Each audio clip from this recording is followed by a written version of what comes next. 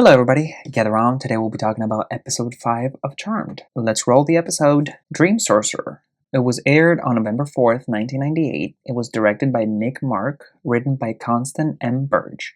It has an IMDb rating of 7.3 out of 10, and it has 4.91 million viewers. For characters, we have Prue, Piper, Phoebe, Andy, Daryl. I do not know how to pronounce his first name. Whitaker?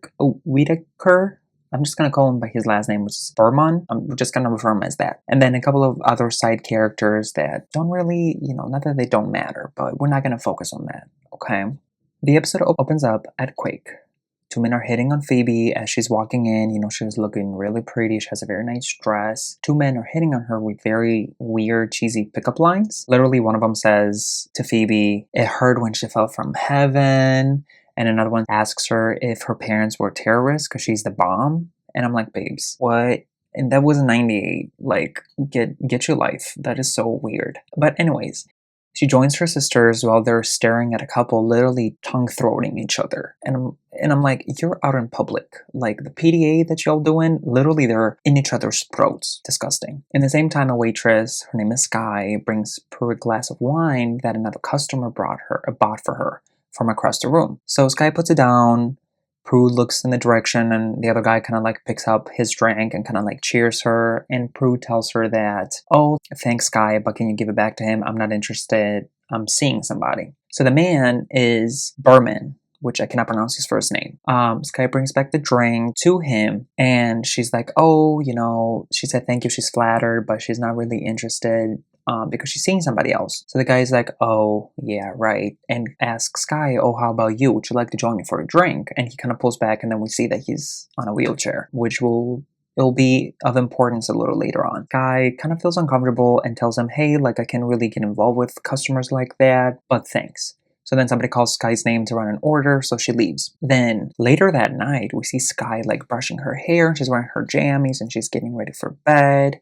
It's like 1 o'clock, and she settles into bed, and we focus on the clock, and from 1, it turns to like 2:30. Berman wakes her up in that, what we assume it's like a dream, tells her that they're in his world now. And I'm like, what is happening? Magically, she has a really nice dress on, and obviously she's very, very confused. And Berman tells her that he visits her in her dream, and he can do anything in here. Sky kind of like wonders and questions him, like how are you walking? Because we saw that he was in a wheelchair. And he's like, "Oh, like I said, I can do anything in my dream." And we see that we're in a rooftop of a building, and they're dancing around, and Berman's being very weirdly sensual towards her, kind of like rubs himself on her and kisses her a thing. And they're like the camera zooming around, and Berman tells her that he can kill her in her dreams if he wanted to, while the music gets really, really intense. He also points out that if you die in your dreams, you also die in real life, which Sky gets very uncomfortable about. Sky's pleading with him like, "Please don't hurt me, please, I'll do anything." And then Berman kind of like repeats it back at the same time as the Sky says it, which is very weird. They're getting closer to the edge, and Berman tells her that since she rejected him, she has to pay the price, and pushes her off the rooftop of the ledge. And she falls, and the scene ends, and the credits roll. And I'm like, what a fucking asshole. Like, what is happening? What is happening? So the next morning comes. Andy and Daryl find Sky's body in her apartment. Although she's still in bed and her doors were locked, Andy points out that we're on the ground floor, the doors unlocked, the windows are locked and everything. They say that every bone in her body has been like broken and crushed, like she jumped off a building. And then we cut into the manor. Piper's following like a workout, and the workout from the 90s, amazing. But she kind of gives up, she gets frustrated, and she quits. And they're talking about the workout and all that kind of stuff because, she was using cassette tape. And Prue makes a joke about Piper paid for the video, but she also needs the extra $2,000 for plastic surgery. And I'm like, damn, why are you calling out your sister like that? Piper's so cute. So Piper tells her that the lady on the video that they're watching, she's one of the most desired women, like, in the world, right? And Prue makes a point and a comment of, well, of course we all want what we cannot have, and of course men will want something like that, right? But then she points out that we should stop focusing on what men want from us and focus on what we want from men, which is, a nugget of truth. Baby, do not care about what men looking for. Care about what you're looking for a man. But anyways, back with Andy and Daryl, they were talking about Sky's death, and the coroner, the person that worked on her after her death, said that she died from massive internal hemorrhaging, which is crazy. And Daryl said that they usually see that on jumpers that they find on the side of the street. And I'm like, Daryl, trigger warning, please. Like, that's too much. And then Andy tells him that there was no external damage in her body.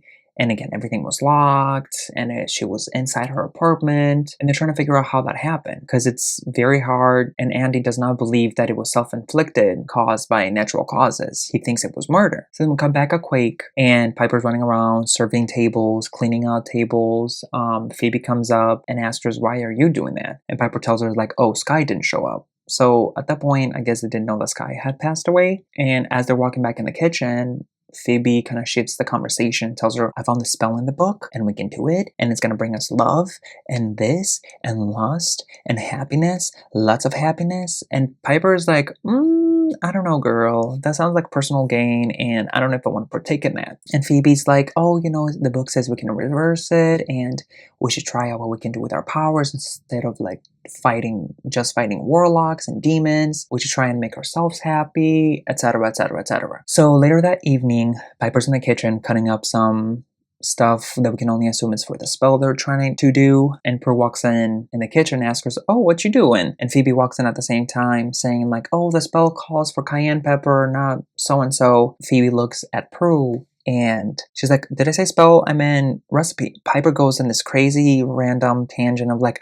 it's in the book, we can reverse it, and I would like to be happy, blah, blah, blah, blah, blah, blah, blah. And Phoebe's like, I can translate for you. We eventually have to tell Prue what they're up to, and even though she doesn't really agree to it, she also doesn't stop them.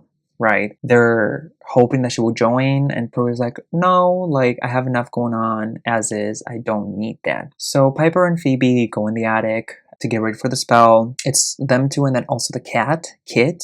For the spell, they have a cauldron or like a pot in front of them. They have to put a couple things inside, and then also, so they have to write on a piece of paper what they're looking for in a man. They're like, oh, read yours first, or whatever, and then they start reading each other's like paper, and they cast the love spell. So wind blows through the attic, but nothing really happens. And then we hear that the telephone rings from downstairs, and they both get excited because they think it's for them. And they run downstairs, but Prue is on the phone asking, who are you again? And it's Berman calling to ask Prue out again. And Prue's like, how did you get my number? Like, I already said I'm not interested, blah, blah, blah, blah, blah, blah, blah. And Berman, like, hangs up the phone. And I'm like, okay. So then Phoebe leaves to go to Quake to see if the spell worked. And then Piper stayed at home along with Prue. So Prue was like, oh, I'm just gonna go take a bath. Prue's enjoying a bubble bath, and she falls asleep inside the tub. And Berman wakes her up in her dream. And Prue's tried to deny that he's real. There's this whole conversation back and forth, but Berman is able to read Prue's mind and what she's thinking. He brings up like stuff that their mom used to say to them when they were younger, saying like, you're not real,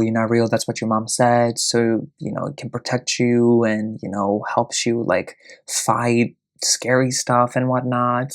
And throughout the conversation, he basically, you can see that he's a very bad person, right? He grabs a sponge and starts rubbing Prue's back to the point that it starts bleeding and leaves scratches. And then he turns around and puts her head, like pushes her head, like inside the tub. Mind you, this whole time, Prue cannot move. She's unable to move. She's kind of like not paralyzed, but like not able to move a muscle. And he pushes her head inside the water. But then God, at the same time, Prue gets into the bathroom and wakes her up. And Piper's like, is you cool? Like, you were screaming. It's like, yeah, sorry, I just had a bad dream. And the scene ends there. So the next morning, Prue and Piper are in the kitchen talking about the dreams and the nightmares that Prue is having, refer to what their mom used to say, like when they were younger, go away, you don't exist type of thing, to help them like fight whatever scares them. And Prue is telling her about what happened in the tub, and the whole thing about the man trying to drown her and the scratches. And Piper is pretty concerned about Prue because she is overworked. She's been working like 100 hours this week, and maybe that's what has caused all that, like overly tired has caused her to like imagine things, if you will. Which I'm like, also, you've seen a lot of things happen so far, and we're only 5 episodes in. That's your best explanation, that she's just overworked and overtired? You've seen demons blow up in your face, like, and you think it's just her being tired. At the same time, baby, a large, muscular man walks into the kitchen where Prue and Piper are, followed by a very happy Phoebe. And we can understand what happens. And the man opens the fridge, drinks milk out of the glass, goes all over his chest, very, very, very hot. And then Phoebe, once he was walking in, is like, Hans, I found your shirt. His name is Hans. He puts the little glass bottle into the recycling, gets his shirt back, and, kisses Phoebe, and then he leaves. So then we're back with Andy and Daryl, and they have found that 3 other young women have died the same way as Sky did. The medical examiner also ruled their death as being jumpers, but the photos don't show any sign of that, right? They're all, again, still all died in their home. Andy tells Daryl that the MO is of a serial killer because they all have died the same way. So then a quake. Phoebe's raving about how great the spell is working, how good the spell has worked. She explains that she met Hans at Quake. He was coming back from his, I believe, acting class, and he got a flat tire on his motorcycle outside of Quake, and he went in to use the payphone or to use a phone, and he bumped into Phoebe, and then they went for, a drink. They spent their night together, and then at the end, the deed happened. Piper drops off an order to a regular customer. His name is Jack, that we saw also at the beginning of the episode, and Jack calls Piper beautiful and asks her to dinner that night. Piper is kind of reluctant to agree, and as she walks away, another man tells her, like, you shouldn't go to dinner with that guy. And Piper's like, why is that? And he's like, oh, because you should fly to Paris with me. And I'm like, Paris? What the hell? So at night, Phoebe and Piper are getting ready to go out with Hans and Jack. Meanwhile, Andy and Daryl visit the dream lab where Mr. Berman works, and we find out that from Daryl that the first woman that died has been Berman's girlfriend. Her name is Julie, I believe. And Andrew reveals that the first victim, Julie, also worked here at the lab with Berman, and they were together in a couple of projects, and they were dating. Sky passed under similar circumstances as Julie did. They talked to Berman, and they're trying to figure out, whatever was going on, and they asked Berman, where were you a couple nights ago when Sky died? He said, oh, I was here working. So then we caught up Piper having dinner with Jack, and she very much tries to turn him off. She's talking about ulcers and this, that, and the third. She's like, you want to see where my tattoo is? And Jack is like, do you want to see where my tattoo is? So she's trying to turn him off real hard. She's testing to see the spell, right? And how well, I guess, it works. But Berman is like, he don't care. So he goes in for a kiss. So they kiss. But then Piper looks around and several other guys are very much seemingly attracted to Piper, kind of giving her the crazy eyes and from across the room and everything. So she's like, I'm in danger. So then we're back at the lab where Berman works, and he enters, the dream chamber, if you will, and asks for an extra dosage to send him into REM sleep faster. So obviously the people that work there inform him that they haven't tested the dosages yet, and they still haven't gotten a result from the past dosage, but he doesn't care. He's like, just give it to me. So we are at Buckland's, and Prue has fallen asleep on her desk, and Berman enters her dreams again. He, quote unquote, wakes her up in the dream, because again, she's sleeping in the dream, and she gets startled, so there's a letter opener that she grabs. So Prue, once again, she cannot get out of her chair, she cannot really move, she kind of feels paralyzed, which I think it might be a connection to Berman and how he feels, because he cannot walk. But he tells Prue that he's all powerful and he can do whatever he wants, and he's being very aggressive, and Prue stabs him on the hand, right? So then he grabs the chair and starts pushing it towards the edge of the building, because again, all the dreams that the girls are having are on rooftops. So he starts pushing her towards the ledge and towards the edge of the rooftop, and the phone rings. So Prue is able to wake up, and it's Andy calling to check up on her. So Prue talks to him. He's like, hey, can I call you back later? So then they hang up, and she's obviously very confused, and somebody grabs her shoulder, and she turns around holding the letter opener that is full of blood, and it's Rex. He's like, bloody hell. And I'm like, puns. But Prue looks down, obviously, to see there's blood on her hand and on the letter opener. And then we move to Andy and Daryl again. They're at the station, and they learn that Berman has been working and researching dream leaping. So Andy thinks that Berman is a prime suspect. And of course, Daryl antagonizes him and doesn't really believe him. Andy tells him that he targets women that have rejected him, which kind of connects because, again, Sky rejected him, Pearl rejected him. And then we find out that Julie broke up with him a few nights before she died. But the night that she broke up with him, they got into a car accident that left him paralyzed. And then after that, after she got better, she was found dead, which is crazy. So the same night, we cut at the manor, and Phoebe comes home. She walks into the house. She walks into the kitchen, and she's like, "What's all this?" And Piper's like, "Oh, flowers from men I barely know. Flowers from men I don't even know. They're everywhere." And she's like, all the flowers in here in the kitchen, I think she said, they're for you."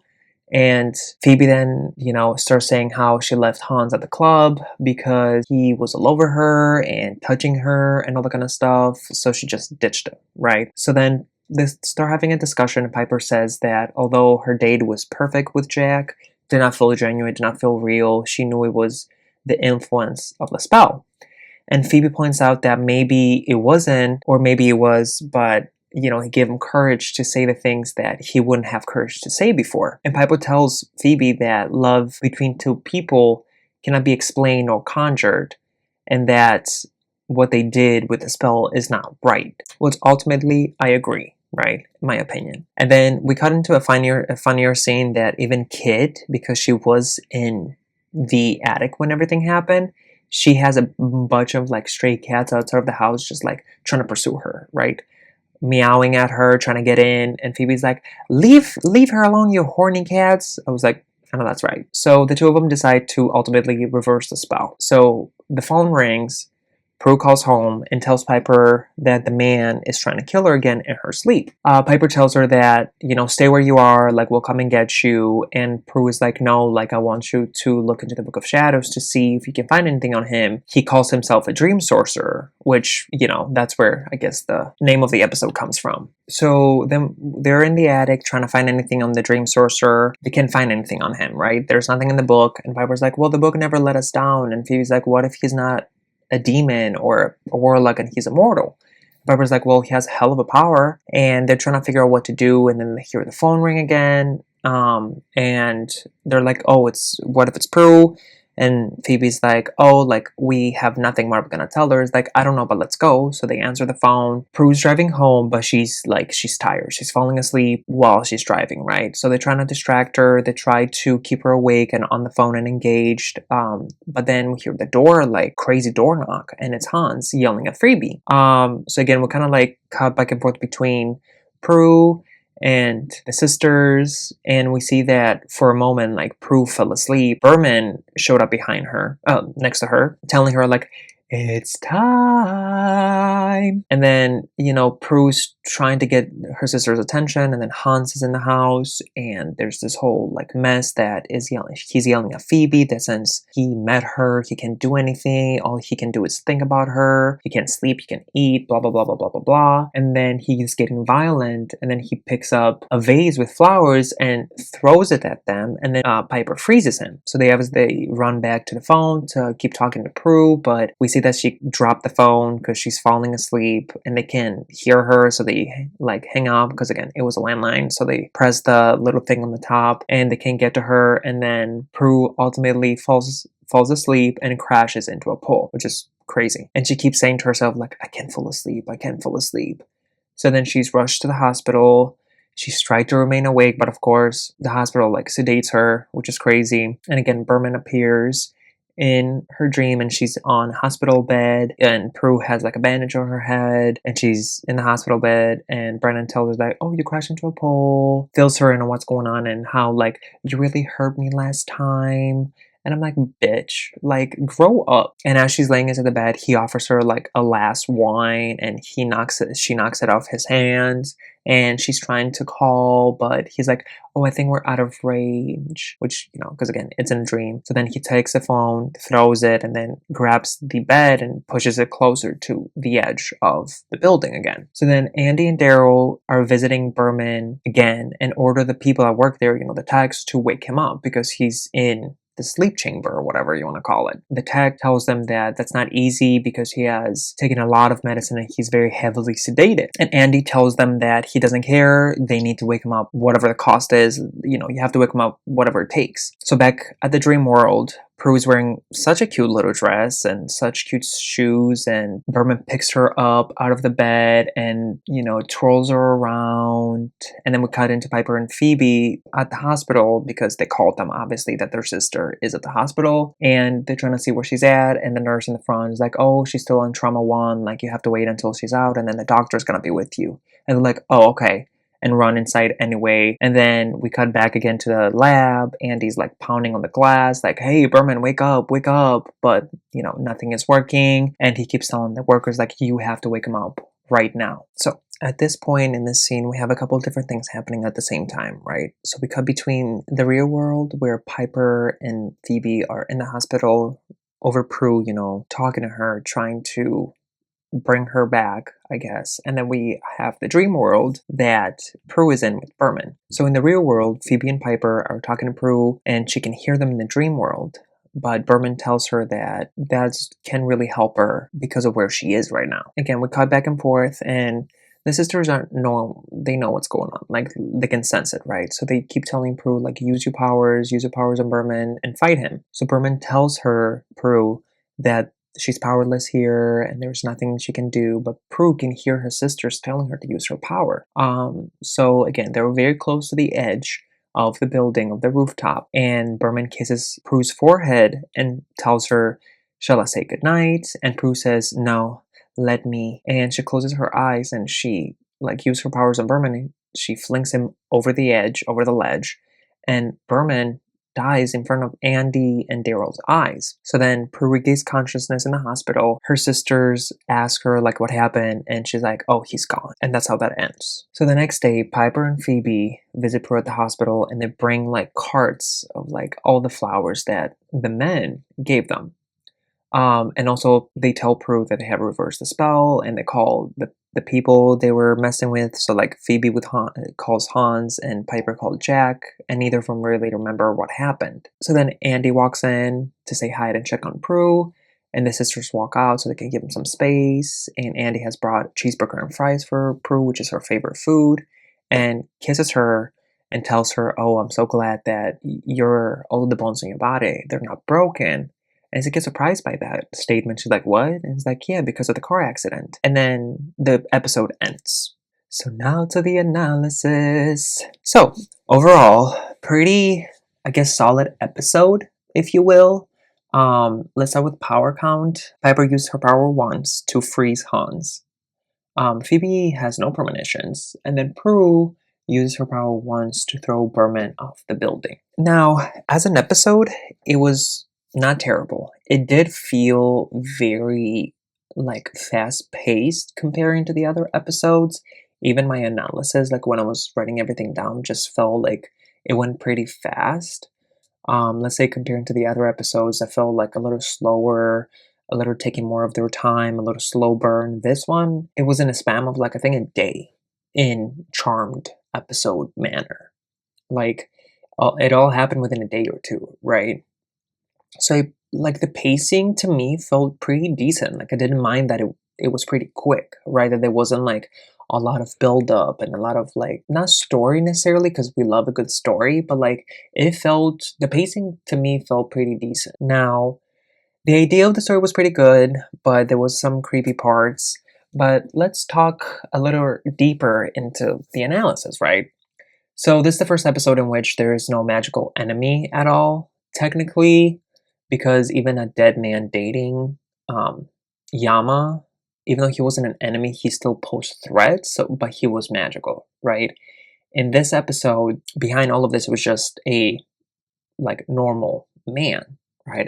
A mortal, if you will. So Prue kills Berman, though she never really finds out that he was just a mortal, right? He wasn't anything magical. It is also the first episode that the term demon is used by the sisters when referring to Berman, or the dream sorcerer, if you will. It is not the first time that we see a mortal tries to hurt the sisters. We saw in Dead Man Dating with Tony, you know, when he kidnapped Piper, and trying to shoot Prue. This is the first episode that we see Phoebe not having a premonition.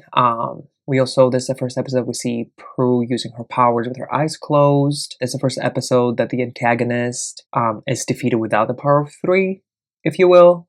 Even though in Dead Man Dating, there was also the antagonist kind of died, but it didn't die by the sisters at all. Tony got shot by Andy. Another thing that I'd like to point out is that in this episode, the 3 main leads are wearing the dresses they wore for the promotional picture of season 1, which they're very cute. I like them. I have a picture of them. Another very interesting little nudge or note is that this is the last episode in which Alyssa Milano, the actress that plays Phoebe, was credited last in the opening credits, which actually, if I was not doing this, I wouldn't have never thought of that. From the next episode, which is The Wedding from Hell, onwards, Alyssa Milano is credited at a higher place in the opening credits, which is very interesting.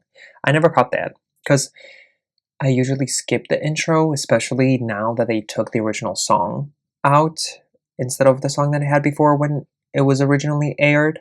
So yeah, kind of skip it. And now let's go into some continuity errors. So Andy and Daryl, at the beginning of the episode, when they're inspecting Sky's apartment, Andy says that the apartment's on the ground level, but we very much see from some of the shots that it's not on the ground level and it's higher up, which is interesting. Another one is when Phoebe arrives at the house after she left Han at the club, she takes a bunch of flowers with her to her left hand and takes a chocolate to her mouth. And then when she gets into the kitchen, she has the flowers on her right hand and the chocolate from her mouth, when she was chewing or she was about to bite it, has disappeared. Another one is that in this episode, Prue is stated that she's 27 when she's in the hospital, right? But in the previous episode, Dead Man Dating, it was her birthday. So since this happened in 1998, it would mean that Prue was born in 71. And some other things going on that we'll find out later will lead to Prue actually turning 28. And the reason for this kind of inconsistency with age and like 27 and 28 is that this episode was the 3rd episode to be produced and the 5th episode to air, where Dead Man Dating, which is the previous episode, was the 6th episode to be produced and the 4th episode to air. So they kind of switched them, right? So that created like this minor plot hole of like how old Prue is, because in the previous episode was her birthday and she turned 28, but in this episode she's still 27. So very interesting kind of like not continuity error, but like the way they produced the episodes and the way they aired them was very different.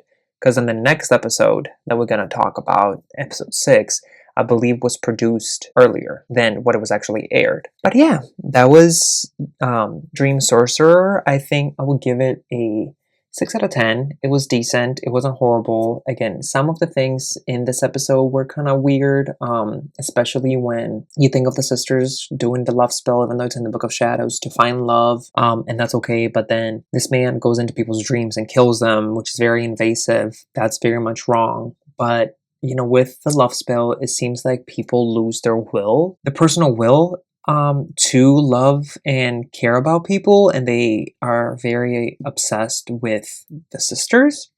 So I don't think that's cool. That's very interesting. And again, personal gain. How is that not personal gain? But yeah, I would rate this episode as probably a 6 out of 10. I mean, it's decent. It's not terrible. There's worse episodes to come. Not worse, not as good episodes to come. But yeah, so that was my take on the 5th episode of Charmed. I would love to hear your questions, comments, concerns. Enter outrage in the comments down below. And if you want more movie and TV show reviews, please subscribe to the Rewatch Party. Thank you all for watching, and I'll see you all next time. Bye-bye, everyone.